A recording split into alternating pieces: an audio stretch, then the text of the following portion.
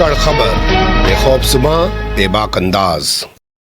धाकड़ खबर में आपका स्वागत है। मैं आपके साथ हूं अकरम रईस खान। वैश्विक हलचल, जी हां, वैश्विक हलचल का ताजा बुलेटिन लेकर एक बार फिर से आपके सामने हाजिर हो गए हैं और आज बात करने जा रहे हैं अमेरिका के दोगलेपन पर। जी हां, एक और जहां अमेरिका ने यूएनएससी में वीटो करके फिर से एक बार गाजा में जंगबंदी को रोक दिया, या सीधे तौर पे कहें कि इजराइल को कह दिया कि मचाओ कत्लेआम, तो वहीं दूसरी ओर अमेरिका अपना एक विशेष दूत भेजकर इस पूरे इलाके में शांति स्थापित करने की कोशिश कर रहा है। कैसे अमेरिका के इस दोगले चेहरे को देखा और समझा जा सकता है। इसके अलावा रूस क्यों पीछे हट गया है अंतरिक्ष में परमाणु हथियार तैनात करने में, और इसके अलावा आईसीजे में भी बहुत कुछ घट रहा है। और ब्राजील ने जो आरोप लगाया था होलोकॉस्ट वाला इजराइल पर, उसमें अब ब्राजील के साथ कई और देश भी इजराइल के खिलाफ खड़े हो गए हैं। हर पहलू पर विस्तार से चर्चा करने की कोशिश की जाएगी, क्योंकि वक्त का भी थोड़ा तकाजा रहता है, इसलिए बातचीत को ज्यादा लंबा हम लोग नहीं खींचते हैं। तो इन तमाम चीजों पर बात करने के लिए हमारे साथ जुड़ रहे हैं कृष्णकांत जी, यानी के जी, भारतीय वायुसेना के रिटायर्ड ऑफिसर हैं और जियो पॉलिटिक्स पर वाकई में अपनी पैनी नजर रखते हैं। बहुत शुक्रिया सर वक्त देने के लिए। थैंक यू मिस्टर अकरम। शुरुआत करते हैं भारत से जुड़ी खबरों के साथ। दिल्ली में आजकल फ्रांस का एक सांसदों का प्रतिनिधिमंडल घूम रहा है। सोनिया गांधी से उन्होंने कल मुलाकात की, हम लोगों ने इस पे कल चर्चा भी की। आज एक खबर आई कि फ्रांस ने अपना नागरिक सम्मान जो सबसे बड़ा है वो दे दिया है शशि थरूर को। जी हाँ, शशि थरूर वैसे हमारे भारत के प्रतिनिधि रहे हैं यूएनओ में, और उनका नाम एक इंटेलिजेंसिया में रूप में आता है, हालांकि कांग्रेस के एक बहुत महत्वपूर्ण मेंबर भी है। और यह जहां तक इस फ्रांसीसी अवार्ड की बात है, यह शुरुआत में 1802 में नेपोलियन बोनापार्ट ने की थी। आश्चर्यजनक है कि अभी तक उसको बरकरार रखा गया है, और इस नागरिक सम्मान में विश्व की किसी भी नागरिक को दिया जा सकता है। और उनका कहना है कि शशि थरूर ने कई किताबें लिखी है, विश्व में शांति बहाल करने के लिए किया है, प्रजातंत्र के लिए काम किया है।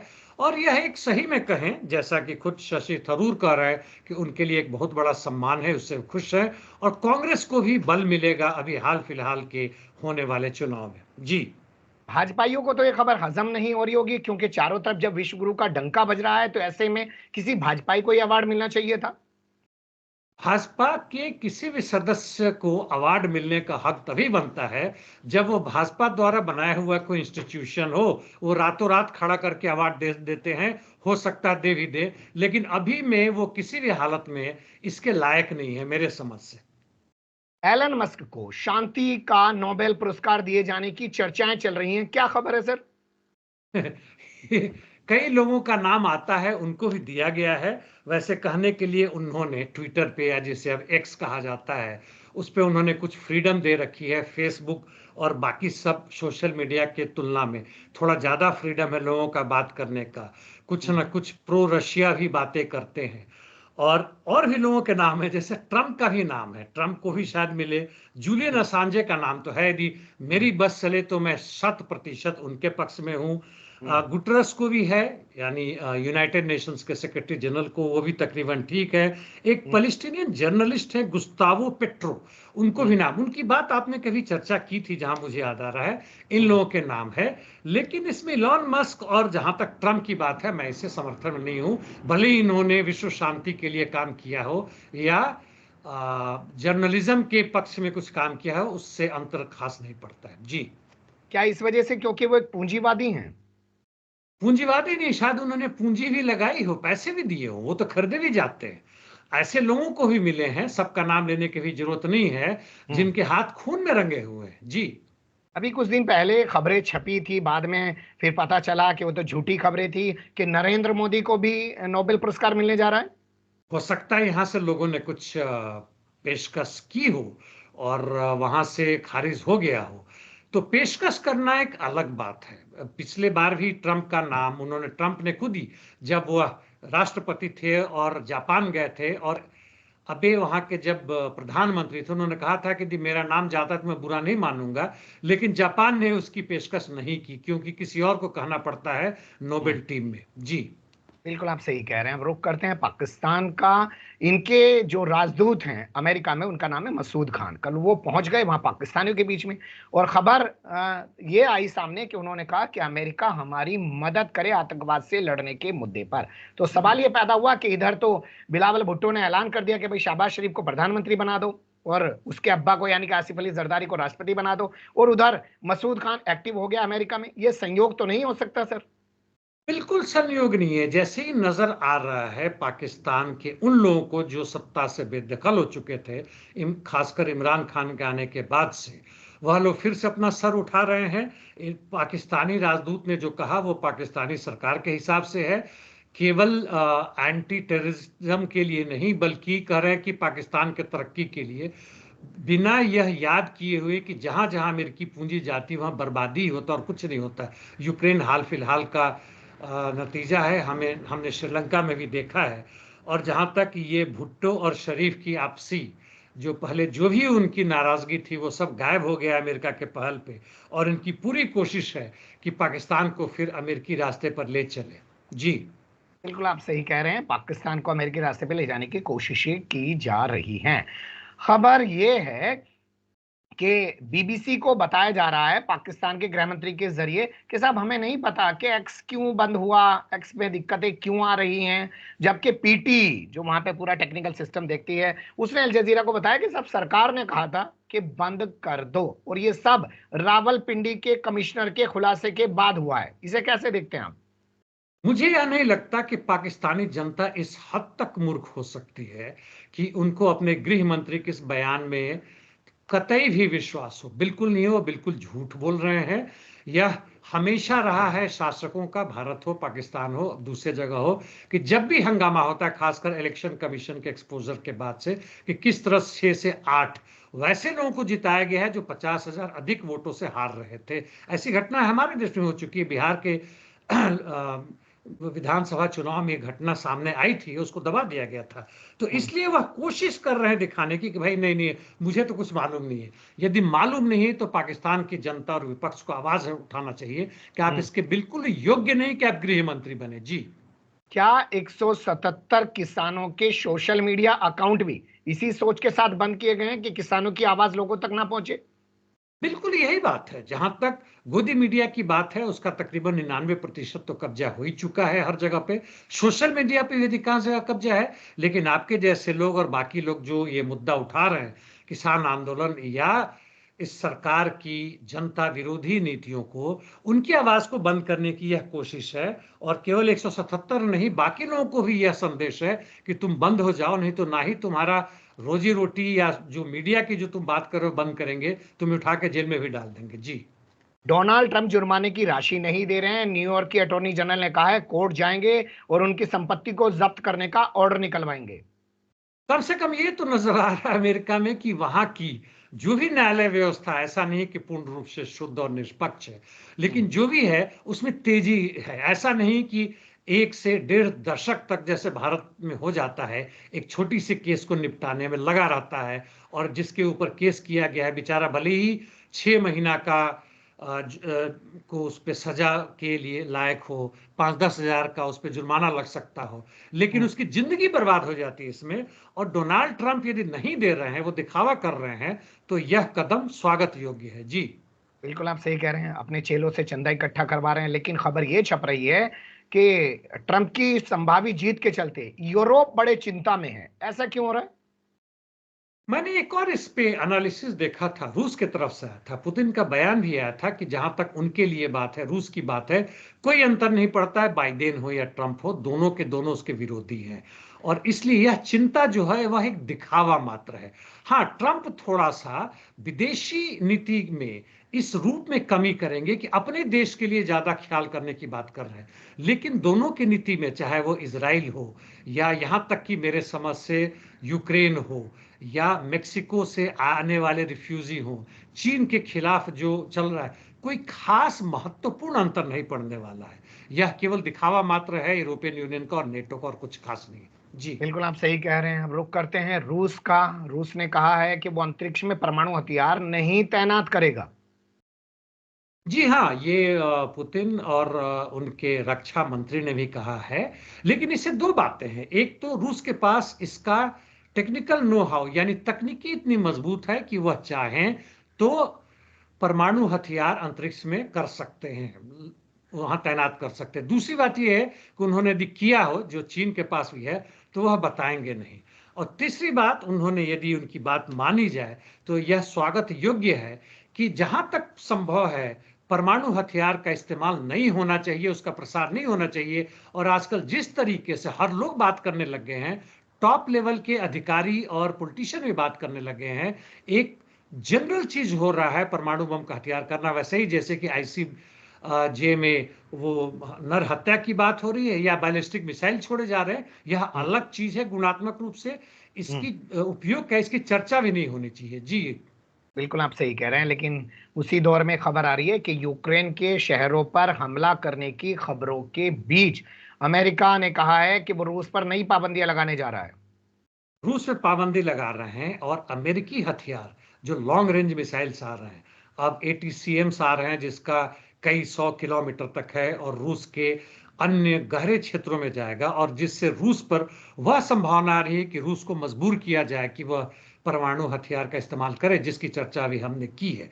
और यह प्रतिबंध का कोई मायने नहीं रह गया है। इतने इन्होंने 8, 10, 12 प्रतिबंध लगा रखे हैं, उसके काफी इंडिविजुअल्स के ऊपर, कंपनी के ऊपर, उसके हर तरह के हथियार लगा चुके हैं। हालांकि यह भी बात सच है कि जर्मनी और अमेरिका तक रूसी तेल अप्रत्यक्ष रूप से उसको खरीद रहे हैं और बेच रहे हैं और सारा कुछ काम कर रहे हैं। एक और खबर आई है कि नॉर्थ कोरिया का मिसाइल जिसका इस्तेमाल रूस ने किया अभी, और वह मिसाइल जब यूक्रेन में गिरा और उसके पार्ट पुर्जे गए तो पता चला गया कि उसके 70% पार्ट पुर्जे अमेरिकी कंपनी द्वारा दिया गया है। सबसे बड़ी चीज पूंजी धंधा है, है। पूंजी सबसे है। बड़ी चीज जी धंधा है, सही कह रहे हैं आप। खैर, अगली खबर का रुख कर लेते हैं। आ रही है हैती से, यहाँ के पूर्व प्रधानमंत्री की पत्नी समेत 50 लोगों पर हत्या का आरोप लगा है। क्या मामला है? यह तो लगता है फिल्मी मामला टाइप हो गया। यानी जी। पूर्व राष्ट्रपति के हत्या का आरोप उन्हीं के पत्नी पर लग रहा है, और कारण बताया जा रहा है कि उन्हें खुद राष्ट्रपति या प्रधानमंत्री बनने की इच्छा थी। और यह लीक हुआ है, यह प्लान करके लीक किया गया है या सचमुच इसके पीछे है तो आने पर लगेगा। 50 लोगों पर इस हत्या का मुकदमा अब चलेगा। देखते हैं आगे आगे क्या होता है। इंटरेस्टिंग खबर के अलावा और मैं क्या कहूँ, यह मजाक ही बन गया। जी गिनी में सेना ने बताया जा रहा है फिर से तख्ता पलट कर दिया है। हाँ, तख्ता पलट तो ना उनका 2 साल से था ही था, लेकिन एक सरकार थी, एक सिविलियन गवर्नमेंट थी, उसको हटा दिया है और उसका कोई कारण नहीं दिया है, कुछ भी नहीं बताया। इसका मतलब है कि वहां के सेना को यह लग रहा है कि हम जब मजा भोग रहे हैं वही चीज चल रही है, तो हम इन पॉलिटिशियंस को, इन सिविलियंस को क्यों दे, अपनी सत्ता अपने पास क्यों न रखे। जैसे म्यांमार में, हालांकि म्यांमार में जबरदस्त प्रतिरोध चल रहा है, यहाँ वैसा खास प्रतिरोध नहीं है। जी साउथ कोरिया कोई नई नीति लाया है जिसका डॉक्टरों ने विरोध कर दिया और बड़ी भयंकर स्थिति पूरे साउथ कोरिया में पैदा हो गई है। यदि देखें तो साउथ कोरिया में डॉक्टरों की संख्या बहुत कम है, भारत जैसी कुछ स्थिति है।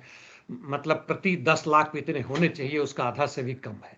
तो इसलिए अब साउथ कोरिया के प्रधानमंत्री राष्ट्रपति जो उन्होंने कहा है कि अब जो पहले डॉक्टर बनते थे हमारे मेडिकल कॉलेज में, उसका 4 गुना इकट्ठा लेंगे। अब जो अभी ऑलरेडी डॉक्टर हैं, विपक्ष इनका ये कहना है कि यह तो बदमाशी है, ना आपके पास इक्विपमेंट है, ना ट्रेनिंग का कोई साधन है, ना इतने प्रोफेसर हैं, आप अचानक 4 गुना कर रहे हैं, बदमाशी कर रहे हैं। क्योंकि साउथ कोरिया में भी अभी अप्रैल में इसी साल चुनाव होने वाला है, जी। और इसलिए आप एक पॉपुलिस्ट मेजर ले रहे हैं और अच्छे डॉक्टर नहीं निकलेंगे, एक मजाक बन जाएगा। और भी उनके कारण है कि हमारे जो पे पर्क्स है वगैरह सही नहीं है, धीमे धीमे सुधार करो, धीमे धीमे बढ़ाओ, ये सब कारण है। और इसलिए इसमें से 1600 लोगों ने ऑलरेडी, नहीं 6500 लोगों ने, 13,000 ऑलरेडी इस्तीफा दे दिया है और जी। भारी इसका विरोध हो रहा है। जी कल आईसीजे में लगातार दूसरे दिन सुनवाई हुई गाजा और पूरे फिलिस्तीन को एक तरीके से ओपन जेल में बदलने के मामले को लेकर, और वहां साउथ अफ्रीका ने बहुत सख्ती से अपना पक्ष रखा है। क्या है पूरी जानकारी सर? साउथ अफ्रीका तो जाहिर है, ये बड़ी बात है, अच्छी बात है। दूसरा, उन्होंने कहा है कि जिस तरीके से ये इजरायली फोर्सेस जियोनिस्ट कर रहे हैं, वह यही नहीं कर रहे हैं बल्कि जो भी एविडेंस है वहां को, उसको भी बर्बाद कर रहे हैं सोशल मीडिया पे, ग्राउंड पे। और जो भी वहां का साउथ गजा से जो भी फिलिस्तीनी रिफ्यूजीज हैं और करीब 15 लाख जिसकी बात हमने की थी रफा में, उसको भी तबाह कर रहे हैं। इनका लक्ष्य केवल उनको बर्बाद नहीं करना है, बल्कि पूरे गाजा के ऊपर कंट्रोल करके जो भी बचा हुआ है फिलिस्तीन लैंड, उसको खत्म करके अपने मिलान चाह रहे हैं। इसलिए इमिडिएटली आप इस पे कार्रवाई करें और उसके 2 स्टेट नेशन को मान्यता दें। और जहां तक जो आप कर रहे हैं कि इजराइल को एक टेररिस्ट स्टेट घोषित करने के बाद उसको जल्दी से आगे बढ़ाएं, और जो एड्स है, ह्यूमैनिटेरियन एड, उसको आने दें ताकि वहां के लोग बच सके। जी, ब्राजील के राष्ट्रपति ने अफ्रीकन यूनियन में जो मुद्दा उठाया था इजराइल को लेकर, कहा था कि होलोकॉस्ट से भी ज्यादा खतरनाक हालात इजराइल ने पैदा कर दिए हैं गाजा में। उस पर अब बोलीविया का साथ मिल गया है और कोलंबिया का साथ मिल गया है। हाँ, यह एक अच्छा डेवलपमेंट है जहां तक साउथ अमेरिकन कॉन्टिनेंट की बात है, जिसको अमेरिका अपने गोद में या अपने पॉकेट में लेकर चलना चाहता है। दूसरे, जहां तक अमेरिकी साम्राज्यवाद विरोधी मुहिम जो बढ़ रहा है, उसमें भी एक महत्वपूर्ण चीज है। वैसे जहां तक बोलीविया की बात है, वह तो एक नया चीज है, पूर्ण रूप से नहीं, लेकिन लूला को जो भी समर्थन मिल रहा है, और ब्राजील में भी और दूसरे जगह के लोग जो इसका विरोध कर रहे हैं, केवल रूस के लिए ही अच्छा नहीं है, बल्कि पूरे विश्व के शांति के लिए अच्छा है कि अमेरिकी साम्राज्यवाद को कमजोर करें। और उसमें ब्रिक्स का रोल भी बड़ा बढ़िया चीज कर रहा है। जी, बिल्कुल आप सही कह रहे हैं। अब एक खबर छपी है कि जो हमास ने दावे किए हैं कि आईडीएफ के फौजियों ने फिलिस्तीनी लड़कियों से, महिलाओं से बलात्कार किया, उनकी हत्याएं की हैं, इसकी जांच को आगे बढ़ाने की बात कर रहा है यूएन। जी हाँ, यह इजरायली डिफेंस फोर्सेस ने वहां के किसी लोकल एनजीओ के कंपनी के माध्यम से, जो वहां के लाश को ठिकाने लगाना वो करते हैं और ताबूत बनाते हैं, सब करते हैं, उनके माध्यम से, जिन्होंने बिल्कुल झूठी कहानी गढ़ी थी कि 2 से 3 दिन के अंदर में इन्होंने इजरायली औरतों के साथ ब्ला ब्ला किया, बिल्कुल गलत था। और उसी के आधार पर आप हमास को यह कह रहे हैं, वह भी मतलब मुख्य आधार है कि हमास एक टेररिस्ट ऑर्गेनाइजेशन है। यह प्रूफ कहां है, जरा हमें दिखाओ। आज तक ना इजराइल ने, ना अमेरिका ने, ना किसी ने देशों ने भी नहीं दिखाया है। इस झूठ को कब तक जारी रखोगे? और यह बड़ा बढ़िया कदम है यूएन का, यह प्रशंसनीय कदम है। जी, अब बात करते हैं अमेरिका के दोगलेपन की एक और, जहां यूएनएससी में तीसरी बार पिछले 4-5 महीने के दौरान अमेरिका ने वीटो का इस्तेमाल करके गाजा में जंगबंदी को रोक दिया। वहीं दूसरी ओर अपने एक विशेष दूत को मिडिल ईस्ट के लिए रवाना भी कर दिया है, शांति स्थापित करने के लिए। अमेरिकी हिपोक्रेसी तो जग जाहिर है। मैं दोगलापन शब्द नहीं कर रहा क्योंकि कुछ लोगों को ऐतराज है, हालांकि हिंदी अनुवाद वही है, पाखंड भी पूरा सही तरह से नहीं आता है। और यूएनएससी में जहां तक वीटो की बात है, बहुत ही घटिया कदम है, बहुत ही निम्न स्तर का कदम है, और केवल इस आधार पर किया गया है कि यह होस्टेजेस की बात नहीं कर और हमास को के ऊपर प्रतिबंध या उसको खत्म करने की बात नहीं कर रहा है। और पूरी की पूरी यह इजरायली अमेरिकी चाल है, केवल हमास को खत्म करने की नहीं, बल्कि पूरे जो भी फिलिस्तीन लैंड बसता हुआ है, गाजा है, उसको कैप्चर करने की बात है। और इसलिए इजराइल को समय देने की बात है। आर्म्स ऑपरेशन तो दे ही रहे उनको। जी, नहीं तो अपना विशेष दूत क्यों भेज रहे हैं? जब तुम यूएनएससी में वीटो करके जंगबंदी रोक रहे हो, एक तरीके से लाइसेंस दे रहे हो नेतन्याहू को कि मारो और कत्लेआम करो, तो विशेष दूत भेज के क्या नौटंकी दिखा रहे हो? ये जो देश है मिडिल ईस्ट में जिसकी आपने बात की, मिस्र है या जॉर्डन है, जी, सऊदी अरेबिया में कुछ कुछ है, इनको भी तो कुछ ना कुछ दिखाना पड़ता अपनी जनता को कि भाई हम जो कर रहे हैं वो सही है, क्यों अमेरिका को उसके पक्ष में है। तो उनको मनाने के लिए, उनको फिर से कुछ कारण देने के लिए व्यक्तिगत रूप से भेजा गया है। फोन पे बातें नहीं हो सकती है, और वही काम कर रहा है अमेरिका और इजराइल। जी, यानी रुकना कुछ नहीं है, सिर्फ आना जाना और तमाम जनता को उलझाए रखने के लिए कुछ झुंझुना थमा देने वाली चीजें सामने आ रही। लेकिन चीन कल यूएनएससी में अमेरिका की वीटो पावर के खिलाफ जबरदस्त गुस्से में है। गुस्से में तो है, लेकिन चीन की तरफ से अभी तक जिस तरह से उसने अपनी न्यूट्रल पोजीशन दी यूक्रेन में, यानी युद्ध के स्तर पर आर्थिक रूप में जो भी हो, वही स्थिति तकरीबन यहां पर भी है। लेकिन यदि चीन सही में यदि कुछ काम करता तो उसे, जिस तरह से नॉर्थ कोरिया मदद कर रहा है ईरान को और बाकी हुतीज वगैरह को, वैसे चीन को भी पूरी रूप से सामने आके मदद करना चाहिए। इससे बढ़िया मौका नहीं मिलेगा अमेरिकी साम्राज्यवाद को कमजोर करने के लिए। फिर भी जो चीन जो कर सकता है, उसकी जो विदेश नीति है कुछ हद तक ठीक है, लेकिन उसकी जो आर्थिक नीति है और मिलिट्री फॉरेन पॉलिसी है वह अपने समय के लिए पर्याप्त नहीं है। जी सही कह रहे हैं आप। चलिए अगली खबर का अब रुख करते हैं जो इसी से जुड़ी हुई हमारे पास आ रही है। खबर का रुख कर लेते हैं। प्रिंस विलियम्स ने कहा है कि साहब बहुत हो गया, इतने लोग मारे गए हैं, अब जंगबंदी कर दो। और उस दौर में ये बात कह रहे हैं जब ब्रिटेन ने कल यूएनएससी में गैर हाजिरी की है। जी हाँ, यूएनएससी में जब वोटिंग हुआ कुल 15 सदस्यों में, तो 13 ने पक्ष में दिया जगबंदी की, एक ने विरोध किया, वो अमेरिका है। और यूके पता नहीं क्यों गायब हो गया, शायद अपना चेहरा बचाना चाहता है, जो भी हो। और जहां तक प्रिंस विलियम की बात है, उस पर पर्दा छुपाने की बात कर रहे हैं, एक और नकाब ला रहे हैं और कुछ नहीं कर रहे हैं। यदि सही में है तो उन्हें खुलेआम रूप से कहना चाहिए था कि आप भाई भाई वहां के राजा हैं, इंग्लैंड को अभी जंग बंदी के लिए करना चाहिए। एक स्टेटमेंट तो देकर देखे, वहां की जनता इनको कितने आंखों अपने आंखों पे बिठाती है, पलकों पे बिठाएगी, लेकिन यह बात कहने से यह बिल्कुल परहेज कर रहे हैं।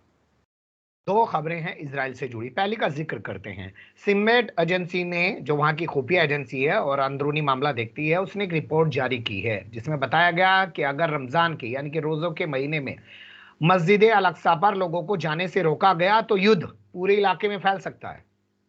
जी हाँ, ये जहां तक इसकी बात है, यह केवल लड़ाई जहां तक इजराइल कर रहा है वह केवल मिलिट्री फ्रंट पे नहीं है, बल्कि कल्चरली एंड रिलीजियसली हर आधार पे वह हमास और फिलिस्तीन को खत्म करना चाहता है, उनके इतिहास से लेकर वर्तमान तक।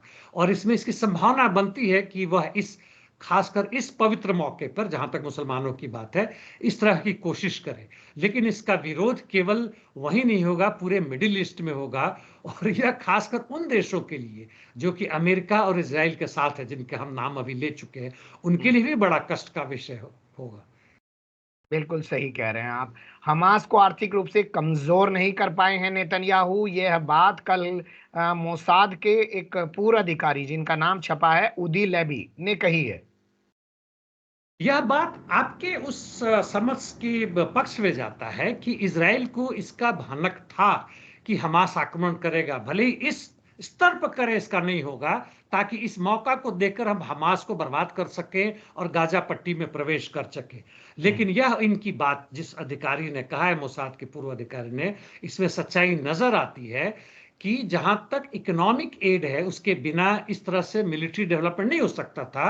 इसकी भनक क्या, इसकी पूरी जानकारी थी इजराइल को, अमेरिका को, कि आ रहा है, और इसका उपयोग केवल यह वेलफेयर के लिए नहीं बल्कि अपनी मिलिट्री ताकतों को मजबूत करने के लिए कर रहे हैं। तो शायद इस युद्ध को और भी टाला जा सकता था। असल में टालना ही नहीं चाहते थे, ये तो अपने ऊपर हमला करवाने के लिए हमास को एक तरीके से मौका दे रहे थे, और उसकी आड़ में जो खेल खेल रहे हैं वो पूरी दुनिया के सामने है। खेल की बात की तो इनके वित्त मंत्री हैं, नाम है स्मोट्रिच। उन्होंने एक बयान दिया कि जरूरी नहीं है कि तमाम बंधकों को वापस लाया जा सके, या बंधकों की वापसी ही सबसे महत्वपूर्ण काम नहीं है हमारे लिए। एक तरह से कहें तो इन्होंने सही बात कहा है। कुछ लोगों की, जहां इजरायली सैनिक मर रहे हैं वहीं कुछ इजरायली सिविलियंस भी मारे गए। यह तो तथाकथित इजराइल देश के लिए ये लोग कुर्बान खुद कर रहे हैं या सरकार इनकी कुर्बानियां दे रही है। यूक्रेन में लाखों की संख्या में हो रही है, यहां सैकड़ों की संख्या में हो रही है, तो वह बात। लेकिन इस बात को सही जायज करने का, बोलने का, यह ताकत देता है इन घोर दक्षिणपंथियों को। यह दिखाता है कि किस तरह की इजराइल जनता, भले ही उसका भयानक विरोध हो, उनकी एक ताकत नहीं बन पा रही है। और अंततः वह फिर जाके नेतान्याहू या उनके उस तरह के विपक्ष को देते हैं जो इजराइल के जियोनिज्म को आगे बढ़ाता है, फिलिस्तीन को खत्म करके उनके जमीन की हड़पने की बात करता है। हाँ, इसका विरोध वो लोग जरूर करेंगे जिनके पूरा का पूरा परिवार पीछे पड़ा हुआ, दिन रात नहीं सो पा रहा है कि उनके बंधक किस हालत में है, वापस आएंगे कि नहीं आ पाएंगे, जीवित हैं कि नहीं जी पाएंगे। जी बिल्कुल आप सही कह रहे हैं, लेकिन कुल मिला के ये कहा जा सकता है कि देखो, जहां 30,000 फिलिस्तीनी मरने के बाद भी नहीं हट रहे हैं, अगर 200-400 बंधक के तौर पर इजरायली अगर मर भी जाएं तो कोई दिक्कत नहीं है। शायद यही सोच अब बना ली है इजराइल की सरकार ने, और इसी वजह से अमेरिका ने यूएनएससी में वीटो किया है, ताकि अमेरिका मारने का सिलसिला जारी रखे। जितनी तबाही इस बार की जा सकती है वो की जाए, आर या पार तक का मामला पहुंचा दिया जाए।